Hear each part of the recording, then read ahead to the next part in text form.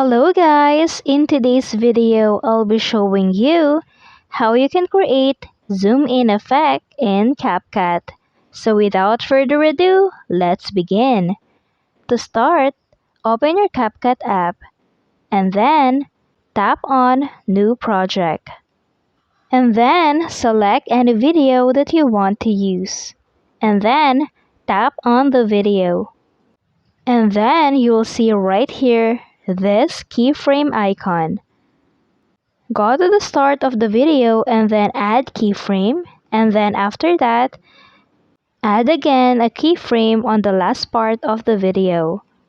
On the last keyframe, what you're going to do is to zoom the video so that when you start the video, it will slowly zoom in until the very end of the video.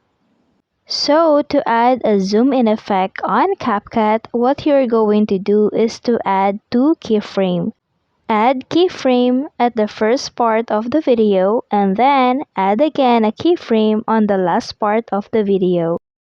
On the last keyframe, what you're going to do is to zoom in the video so that it will be zooming in until the very end.